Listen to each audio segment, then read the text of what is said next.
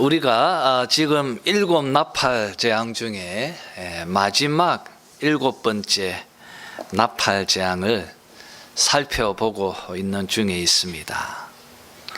여러분, 하늘에서 쫓겨난 용은 아이를 낳은 여자를 박해하고 핍박하고 있습니다. 그리고 용은 자신의 협력자를 바다에서 그리고 땅에서 짐승을 불러냅니다. 이렇게 이 짐승들로 땅의 사람들을 지배하고 또 우상을 숭배하게 만들면서 용과 두 짐승의 이 핍박과 압력 속에 교회가 고통을 겪고 있다고 우리가 이 7번째 나팔 재앙을 통하여 보고 있었습니다. 그리고 우리 주님께서 핍박당하는 교회를 위로하고 격려하기 위해서 이 14장을 주셨다고 말씀을 우리가 보았습니다. 특히 우리는 지난주에 땅에 거주하는 자들에게 두루 다니면서 하나님의 말씀을 선포하는 이 세 천사의 외침을 살피면서 은혜를 나누었습니다. 여러분, 먼저 첫째 천사는 하나님을 두려워하며 그에게 영광을 돌리라고 복음을 선포하고 있었습니다. 그리고 둘째 천사는 큰 성 바벨론은 무너졌다고, 무너졌도다고 그렇게 외칩니다. 그리고 세 번째 천사는 용을 경배하는 자들, 짐승의 표를 받은 자들은 두려운 하나님의 진노의 포도주를 마시게 될 것이라고 선포하는 것을 우리가 보았습니다. 여러분, 이런 혼란과 핍박 속에 살고 있는 성도들은 견딜 것입니다. 그리고 용과 짐승들의 핍박 속에서 순교한 자들은 그들은 복될 것입니다. 수고가 그치고 평이 실 것입니다. 이것이 13절까지 지난주에 우리가 나누었던 내용입니다. 이제 오늘은 14장 이 세 번째 단락을 이 마지막 부분이죠. 세 번째 단락을 나누려고 합니다. 특히 저는 오늘 14절 말씀을 주절로 삼고 하나님께서 정하신 때에 그리스도와 그분의 천사들이 땅의 사람들을 추수하신다, 이런 제목으로 설교를 하도록 하겠습니다. 자, 그러면 오늘 주절인 우리 14절을 한번 읽어보도록 합시다. 같이 읽죠. 시작. 또 내가 보니 흰 구름이 있고 구름 위에 인자와 같은 이가 앉으셨는데 그 머리에는 금면류관이 있고 그 손에는 예리한 낫을 가졌더라. 여러분, 이제 요한이 이 책을 읽고 있는 독자들에게 내가 보니, 이런 표현으로 구름 위에 앉아있는 인자 같은 이분에게 모든 시선을 집중하게 만들고 있습니다. 마치 손가락을 가리키면서 보십시오, 모두들 저기를 보십시오, 저분을 보십시오 라고 그렇게 말하는 듯 보입니다. 여러분, 구름 위에 앉아있는 인자 같으니 그는 누구입니까? 우리가 이미 앞에서 나누었던 것처럼 인자 같은 이 표현은 다니엘서 7장에 나타나는 표현입니다. 구름 가운데에서 하늘로 오르셔서 옛적부터 항상 계신 이에게 권세와 영광을 받고 있는 분, 다니엘서 7장 13절에서 예언하고 있는 바로 그 인자 같은 그분이십니다. 그리고 여러분, 요한계시록 1장 13절에서 촛대 사이를 거니시고 계시는 바로 그분, 인자 같은 우리 주 예수 그리스도이십니다. 하늘에 성천하신 우리의 주님이십니다. 요한계시록 5장에서는 이 하늘에 성천하신 이분을 일찍 죽임당한 어린 양이라고 묘사하고 있습니다. 그리고 보좌에 앉으신 이의 오른손에 들려져 있는 두루마리를 취하고 계시는 분으로 서술하고 있습니다. 그리고 또 그분은 하늘에서 세세토록 왕노릇 하시는 분으로 소개하고 있습니다. 이렇게 구름 위에 앉으신 이 인자 같은 그리고 금면류관을 쓰고 계시는 분, 바로 하늘에 성천하신 우리 주 예수 그리스도이십니다. 그런 그가 왜 구름 위에 앉아 계십니까? 그 이유를 14절 15절에서 잘 밝히고 있습니다. 여러분, 먼저 한번 생각해 봅시다. 왜 구름 위에 앉으셨습니까? 무엇을 상징합니까? 여러분, 계시록을 읽을 때 계속 강조하지만 문자적으로 읽으시면 안 됩니다. 문자적으로 읽는 사람들은 대부분 이단입니다. 요한계시록은 상징화되어져 있는 책입니다. 묵시록입니다. 그러니 여러분, 이것을 상징적으로 이해하고 그 상징을 해석해야 합니다. 그걸 그냥 문자적으로 읽어버리면 안 됩니다. 구름 위에 앉았다. 그냥 예수님이 구름 위에 지금 앉아 계시는가 보다. 그렇게 해석해서는 안 된다는 것입니다. 구름 위에 앉았다고 하는 표현의 상징적 의미가 무엇인가를 찾아야 하고 또 그것을 밝혀내어야 합니다. 그래서 계시록이 어렵습니다. 하지만 우리는 어려운 이 책을 또 해야 합니다. 왜냐하면 지금 이때에 이단들이 너무나 많이 활개치고 있기 때문입니다.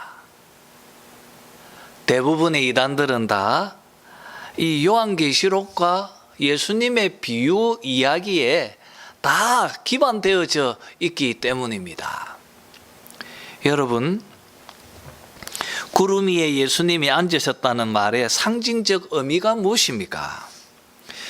사도행전 1장 9절에서 11절에 소개되어져 있는 것처럼요, 주님께서 제자들에게 말씀을 마치고 성천하시는 장면을 여기에서 소상히 소개하고 있습니다.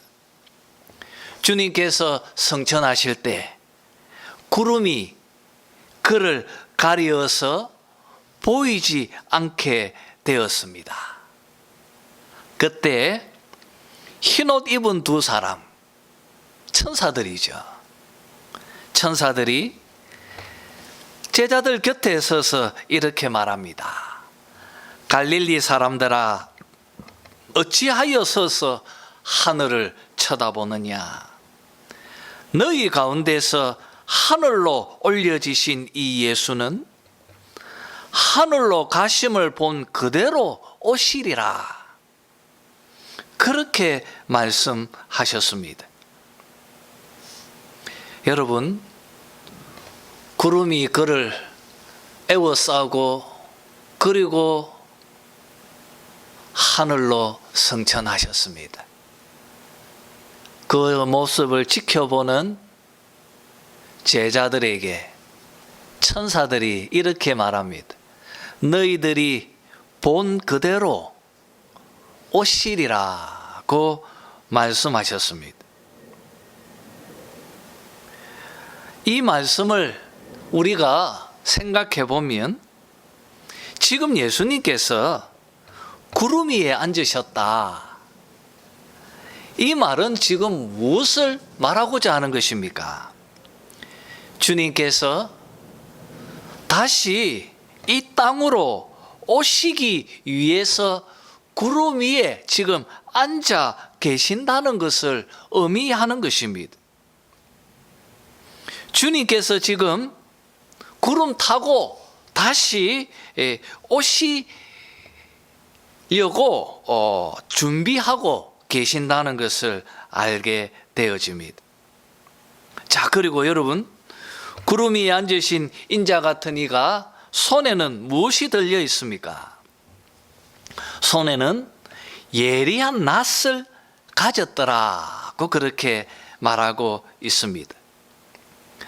여러분, 낫은 곡식을 추수할 때 사용하는 농기구이지 않습니까? 그래서 15절 말씀에서 다른 천사가 이렇게 말합니다. 성전으로부터 나와서 구름 위에 앉은 이에게 향하여 큰 음성으로 외쳐 이르면서 이렇게 말합니다. 당신의 낫을 휘둘러 거두소서. 당신의 낫을 휘둘러 거두소서. 땅의 곡식이 다 익어 거둘 때가 이르렀음이니라. 그렇게 말하고 있습니다.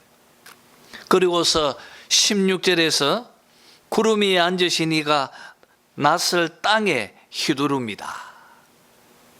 그러자 땅의 곡식이 거두어집니다. 여러분, 지금 예수님께서 구름 위에 앉으셨습니다. 금 면류관을 쓰고 손에는 예리한 낫을 가지고 계십니다. 그리고 천사가 그 낫을 휘둘러 달라고 말합니다. 그 말대로 주님께서 낫을 휘두르니까 곡식이 거두어졌습니다. 여기서 말하는 땅의 이 곡식은 무엇을 상징합니까? 이것은 인류입니다. 6절에 있는 말씀처럼요, 땅에 거주하는 자들, 곧 모든 민족과 종족과 방언과 백성들입니다. 그들을 추수하기 위함입니다. 그리고서 17절에서 또 다른 천사가 하늘에 있는 성전에서 나오는데 이 천사도 역시 예리한 낫을 가졌다고 말하고 있습니다. 그리고 18절에서 또 불을 다스리는 다른 천사가 이번에는 어디에서 나옵니까? 제단에서 나와 예리한 낫을 가진 자를 향하여서 큰 음성으로 이렇게 말합니다. 너의 예리한 낫을 휘둘러 땅의 포도송이를 거두라. 그 포도가 익었느니라고 그렇게 말합니다. 그리고 계속해서 19절에서 천사가 낫을 땅에 휘두릅니다. 땅의 포도를 거두어 하나님의 진노의 큰 포도주 틀에 던져 넣습니다. 그러자 20절 말씀처럼 성 밖에서 그 틀이 밟히니 틀에서 피가 나옵니다. 여러분, 포도송이가 담겨 있는 이 포도틀, 이 틀에 밟습니다. 사람들이 올라가서 그 포도송이를 밟습니다. 그러자 그 틀에서 피가 나옵니다. 피가 나와서 말굴레에까지 피가 닿았고요. 그리고 그 피가 1600스타디온까지 퍼졌더라, 이렇게 말하고 있습니다. 우리가 이 말씀을 또 해석해야 할 것입니다. 여러분, 마태복음 24장을 찾아서 한번 읽어봅시다. 마태복음 24장입니다.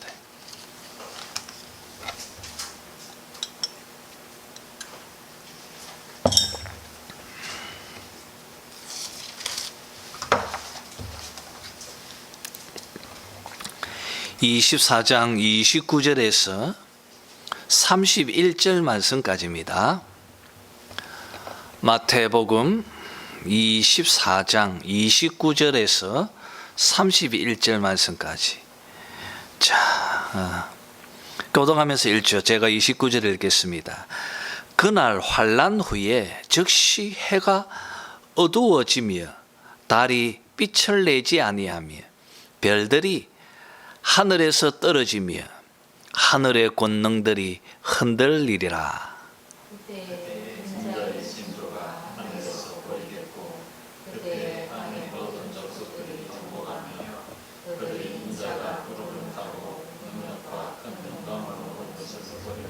그가 큰 나팔 소리와 함께 천사들을 보내리니 그들이 그의 택하신 자들을 하늘 이 끝에서 저 끝까지 사방에서 모으리라.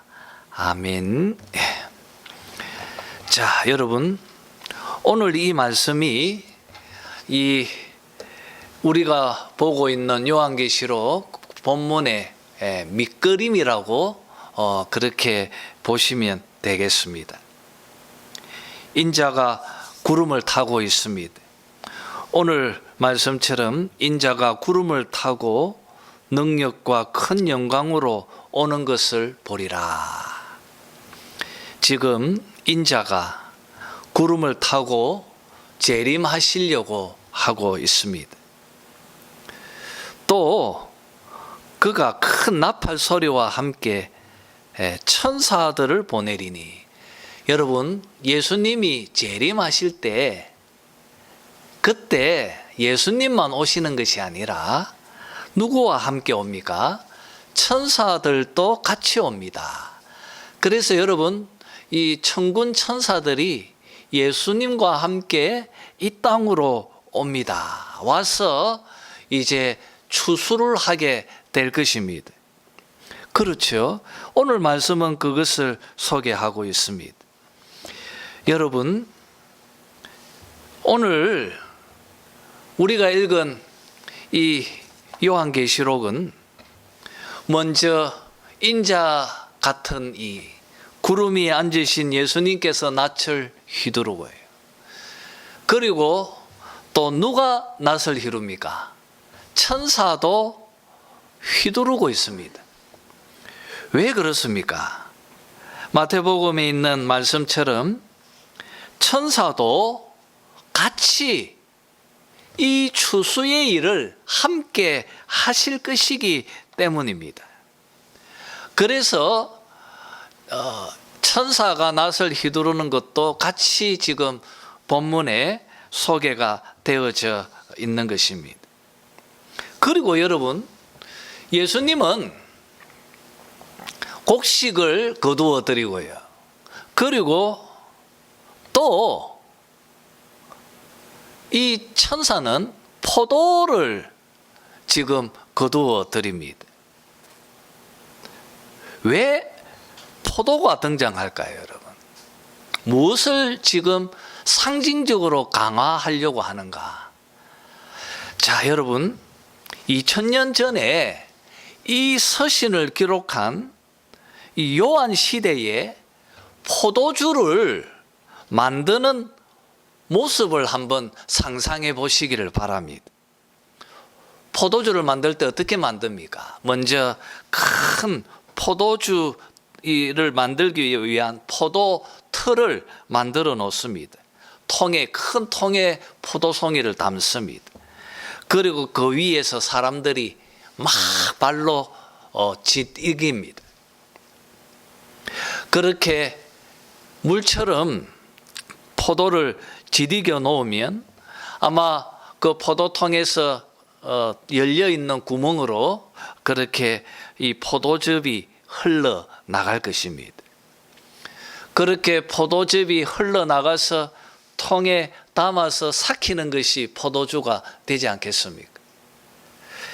지금 그 모습이 마치 무엇을 연상하게 하는 것입니까, 여러분? 바로 하나님의 심판을 지금 연상시키는 것입니다. 사람들이 맨발로 올라서서 포도를 짓밟고 있는 모습이 마치 하나님께서 인류를 향하여 그 죄에 대해서 심판하고 계시는 하나님의 두려운 진노의 심판을 잘 그려주고 있습니다. 여러분, 그 하나님의 진노의 심판 속에서 많은 생명들이 고통을 겪고 죽게 될 것입니다. 바로 그것을 피로 마치 지디겨서 흘러나가는 그 포도즙의 모습이 무엇을 연상케 되어진 것입니까? 피와 같은 거예요. 그래서 오늘 본문에서 피라고 말하는 것입니다. 여러분, 피는 생명이라고 레위기서에서 말하고 있습니다. 이렇게 많은 사람들이 두려운 하나님의 심판을 받고 피를 흘리게 될 것입니다. 그 피가 점점 차오릅니다. 차올란 그 피가 말에 굴레까지 차올랐다고 말합니다. 물론 과장이죠. 두려운 하나님의 심판을 지금 서술하고 있는 것입니다. 여러분, 그 피가 1600 스타디온까지 퍼졌다고 말합니다. 1600은 40 곱하기 40입니다. 산은 무엇을 말하죠? 산은 동서남북 세상 전체를 의미하는 것입니다. 10은 꽉 찬 숫자이죠. 이 땅에 있는 모든 사람들, 세상의 모든 사람들, 여러분, 스타디온 1600 스타디온 하면 우리는 지금 킬로미터를 쓰고 있는데 아마 우리식으로 하면 360km 정도, 360km 정도의 그런 크기라고 여겨집니다. 여러분, 두려운 하나님의 심판이 온 세상에 가득 차서 온 세상이 피로서 가득 찼다는 것을 지금 묘사하고 있는 것입니다. 여러분, 우리 요한복음을 한번 찾아봅시다. 조금 어려운 개념인데 요한복음 3장 16절에서 18절입니다.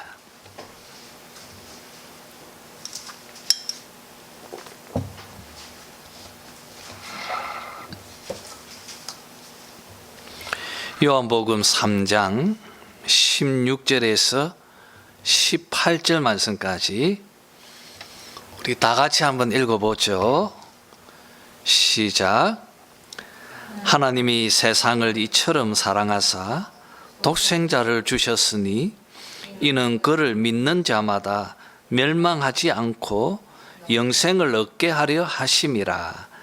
하나님이 그 아들을 세상에 보내신 것은 세상을 심판하려 하심이 아니요 그로 말미암아 세상이 구원을 받게 하려 하심이라. 그를 믿는 자는 심판을 받지 아니하는 것이요 믿지 아니하는 자는 하나님의 독생자의 이름을 믿지 아니하므로 벌써 심판을 받은 것이니라. 여러분, 오늘 이 말씀은 요한이 가지고 있는 이 구원과 심판, 이 개념을 아주 잘 설명하고 있습니다. 여러분 한번 보십시오. 우리 앞에서 천사들이 복음을 온 세상을 다니면서 전하였습니다. 여러분, 복음은 구원과 심판을 동전의 양면처럼 가지고 있습니다. 오늘 본문이 그것을 잘 소개하고 있지 않습니까? 여러분, 복음이 딱 전해지면요, 그 자리에서 구원과 심판이 한순간에 성취되는 것입니다. 어떻게 구원과 심판이 성취되어집니까? 복음을 믿는 자들은 3장 16절 말씀처럼 독생자를 믿으면, 예수를 믿는 자들은 구원을 얻을 거예요. 그 자리에서 복음을 들었는데 예수를 믿지 않으면 무엇을 받는 것입니까? 심판을 받는 거예요. 오늘 18절이 그것을 말하지 않습니까? 이미 벌써 여러분, 이 심판은 미래의 일이 아니라 지금 현재, 이렇게 오늘 3장 이 16절에서 18절 말씀은 이 시제가 미래와 현재가 같이 성취되는 것을 우리가 보게 되어집니다. 여러분, 우리의 현재는 우리의 미래입니다. 그리고 우리의 그 미래는 우리의 현재입니다. 제가 어려운 신학적인 용어를 사용하지 않겠습니다. 여러분, 우리의 현재는 우리의 미래입니다. 내가 지금 예수를 믿었으면 우리는 천국의 시온산에 어린 양과 함께 설 것입니다. 내가 지금 예수를 믿지 않으면 우리는 이 포도통에서 짓밟히며 죽음을 당하게 될 것입니다. 이렇게 구원과 심판은 동전의 양면처럼 항상 같이 가는 것입니다. 그리고 이것은 현재이고 또 미래이기도 한 것입니다. 오늘 본문은 특별히 요한계시록은 그것을 잘 소개하고 있습니다. 주님께서 구름 위에 앉아 계십니다. 낫을 휘두르십니다. 이 시제는 현재처럼 보여집니다. 천사가 제단으로부터 나와서 낫을 휘두릅니다. 이것도 시제는 현재처럼 보여집니다. 이거는 지금 현재 일어나고 있습니다. 어떻게 해요, 여러분? 복음을 전할 때, 복음을 듣고 예수를 믿는 자들은 그리스도께서 그를 자기 나라로 이끄실 것입니다. 이미 이끌었습니다. 그리고 구름 타고 주님이 이 땅에 어느 미래의 어느 시점에서 오시면 또 이 낯을 휘두르실 겁니다. 자기 백성을 거두어 드리고, 그리고 짐승의 표를 받은 자들은 진노의 포도통으로 들어가게 될 것입니다. 오늘 이 추수 이야기는 이렇게 구원과 심판이 지금 같이 설명하고, 그리고 이것이 지금 현재의 이야기로, 그리고 또 미래의 이야기로 구분 없이 우리는 받아야 하는 것입니다. 우리는 그것을 오늘 말씀을 통하여 알게 되어집니다. 여러분, 우리들의 현재는 우리의 미래를 규정합니다. 우리의 미래는 지금 우리들의 현재입니다. 우리는 복음을 믿으면 이미 구원을 받은 것입니다. 복음을 믿지 않으면 벌써 심판을 받은 것입니다. 이렇게 오늘 요한은 우리에게 구원과 심판이라고 하는 이 현장 속에 우리를 초대하고 있는 것입니다. 자, 그러면 여러분, 이 추수는 언제 시행됩니까? 언제 추수가 시행되어집니까? 자, 이거를 우리가 미래와 현재, 물론 이렇게 설명할 수 있을 것인데, 이제 재림에 관한 이야기가 담겨 있는 것이니까 우리가 한번 생각해 보았으면 합니다. 언제 예수님께서 구름 타고 재림하십니까? 언제 오시죠? 마태복음 24장 36절에서 그 날과 그 때는 아무도 모르나니 하늘의 천사들도 아들도 모르고 오직 아버지만 아시느니라. 주님께서 말씀하셨습니다. 똑같은 말씀을 사도행전 1장 7절에서 이렇게 말씀하셨습니다. 때와 시기는 아버지께서 자기의 권한에 두셨으니 너희가 알 바 아니다 라고 말씀하셨습니다.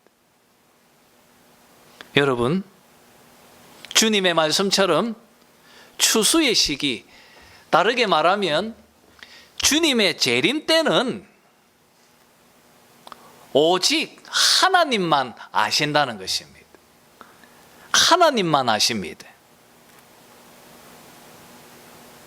그러니 여러분, 이 땅의 시한부 종말론자들 모두가 다 이단입니다. 얼마나 많은지 모릅니다. 여러분, 안식교 있지요? 안식교도 이단입니다. 안식교가 만들어진 역사가 1880몇 년이죠. 어떤 이제 미국의 사람들이 시한부 종말 날을 정했어요. 그리고 엄청나게 많은 사람들이 마치 우리나라의 다미 선교회처럼 엄청나게 많은 사람들이 미국에서 모였어요. 그런데 여러분, 그날이 지났는데 예수님이 오시지 않았어요. 흩어져야 되잖아요. 그렇게 모여서 예수님 재림을 기다렸는데 안 오면 이 사람들이 흩어져야 되지 않습니까? 흩어지지 않고 그들이 만든 교단이 안식교입니다. 그래서 그 교파도 보면 말일 이렇게 재림교예요. 그것도. 여러분, 지금 안식교는 자기들이 이단이 아니라고 막 이렇게 많은 이야기를 하고 설명을 하고, 우리는 시한부 종말론도 주장하지 않고 막 설명을 하는데, 그런데 여러분, 신학적으로 볼 때는 이단입니다. 우리가 이런 것을 좀 분명히 해야 할 것입니다. 추수의 때, 물론 앞에서 제가 말했던 것처럼 구원과 심판은 지금 현재 일어나고 있고, 추수는 지금도 시행되어지고 있죠. 그러나 지금 제가 말하는 것은 재림을 말하는 것입니다. 재림의 때는 하나님만 아십니다. 오늘 본문이 그것을 잘 설명하고 있습니다. 여러분, 낯을 휘두르고 그리고 또 구름 타고 오시는 이런 낯을 휘두르고 하는 이 때를 주님께서 직접 정해서 하지 않고 여러분 그것을 천사의 외침으로 행하고 있는 것을 보게 되어집니다. 이렇게 여러분 주님도 스스로 결정하지 아니하십니다. 오늘 본문이 그것을 소개하고 있습니다. 왜냐하면 아버지만이 결정하시기 때문입니다. 우리가 여기서 질문이 생깁니다. 아들과 아버지는 하나인데 같은 하나님인데 왜 아버지만 알고 아들은 모르냐? 그런 게 어딨냐? 여러분, 여기에 대해서 고민하고 묵상하고 끙끙거릴 이유가 없습니다. 알려하지 마십시오. 설명하려고도 하지 마시기를 바랍니다. 우리는 그저 계시의 말씀을 그대로 믿음으로 받아오면 되는 것입니다. 자, 그러면 여러분, 이 아버지께서 그 날과 시를 어떻게 정하십니까? 그 날과 시를 아버지께서는 어떻게 정하십니까? 어떤 기준을 가지고 정하십니까? 오늘 본문은 익었다는 표현을 계속 쓰고 있습니다. 곡식이 다 익어 거둘 때가 이르렀다. 포도가 익었느니라. 익었다고 말합니다. 익었다.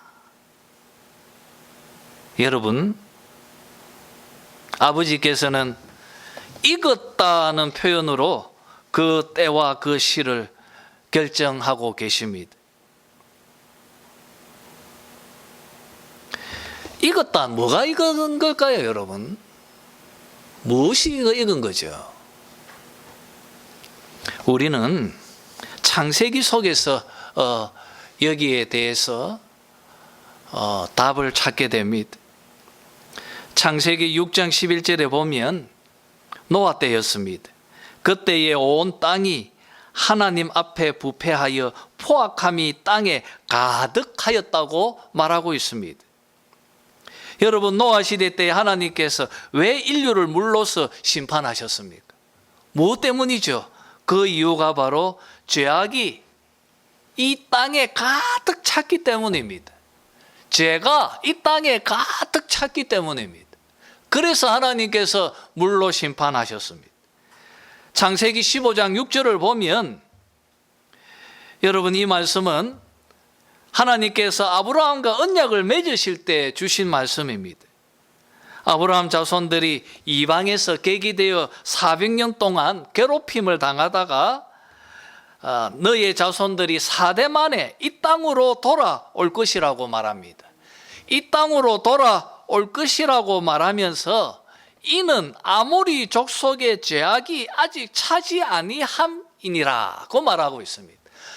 여러분, 가나안 땅의 아모리 족속, 이 가나안 땅 족속들이 그들의 죄악이 아직 가득 차지 않았기 때문에 너희들이 이방에서 살고 있다고 지금 말하고 있는 것입니다.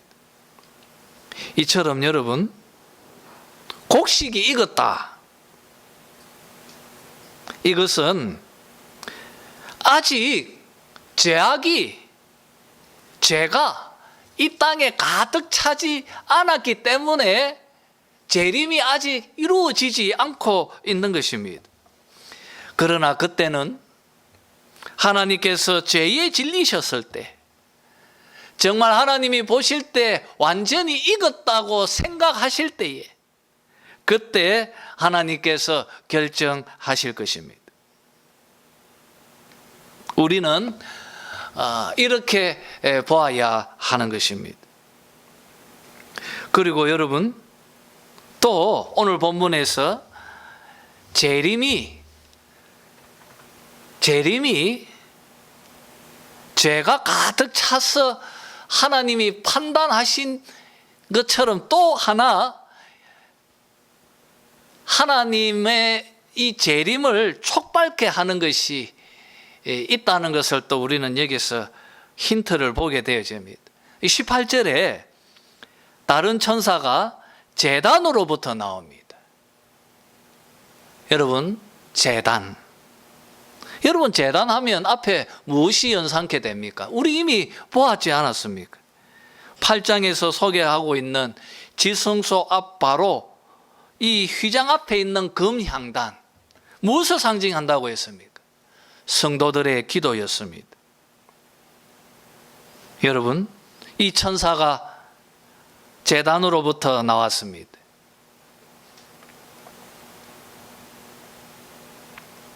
무엇을 말하는 것입니까? 이 재림은 성도들의 기도가 방아쇠의 역할을 했다는 것을 알게 됩니다. 성도들의 기도입니다.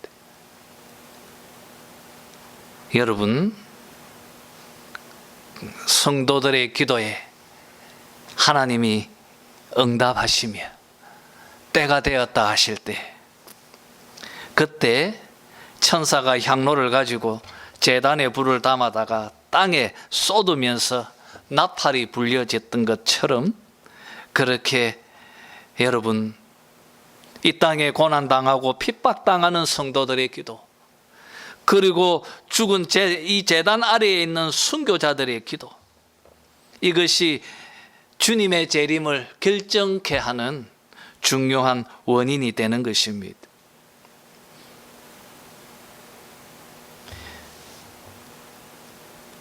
짐승의 표를 받은 자들은 여전히 이 땅에서 죄를 짓고 있습니다. 그들은 그 죄가 그들의 하나님의 심판을 얼마나 앞당기고 있는지를 깨달아야 합니다. 죄를 멀리해야 하는 것입니다. 그리고 짐승들로부터 고통을 겪고 있는 교회는 또 구원해 달라고, 빨리 낫을 휘둘러 달라고, 우리의 피를 신원해 달라고 기도해야 하는 것입니다. 오시옵소서. 주 예수여 오시옵소서. 또 간구하면 그 간구에 응답하셔서 우리를 건져주시고 우리를 구원해 주실 것입니다. 여러분, 이 두 가지가 바로 우리 하나님께서 날과 시를 정하시는 기준입니다. 그런데 그것도 하나님이 하시는 것입니다. 우리가 그것을 계산해내고 알려하고 그 모든 시도들은 잘못된 것입니다. 잘못된 것입니다. 여러분,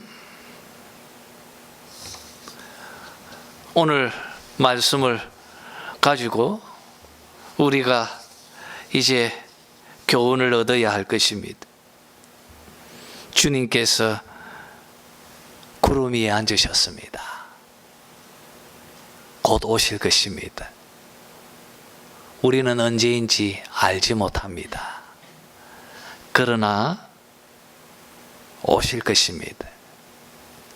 그리고 지금 천사들이 복음을 가지고 전 세계를 다니며 복음을 전하고 있습니다. 그 복음이 전해지는 곳마다 이 주님의 낫이 휘둘러지고 또 있습니다.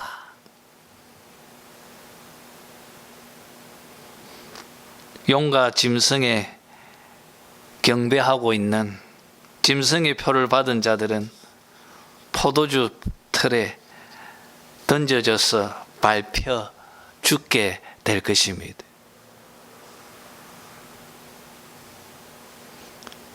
우리는 그날이 되면 주께서 만군 천사들을 이끌며 함께 나팔 소리 가운데 우리 가운데 오실 것입니다. 그때 우리는 온전한 구원을 얻게 될 것입니다. 주님의 말씀처럼 알곡은 창고에 들이시고 죽쟁이는 불에 태울 것입니다. 주 예수여 오시옵소서. 볼지어다 그가 구름 타고 오시리라. 이 소망 속에서 하루하루를 소망의 기쁨으로 살아가는 여러분 되시기를 주님의 이름으로 축원합니다. 감사합니다.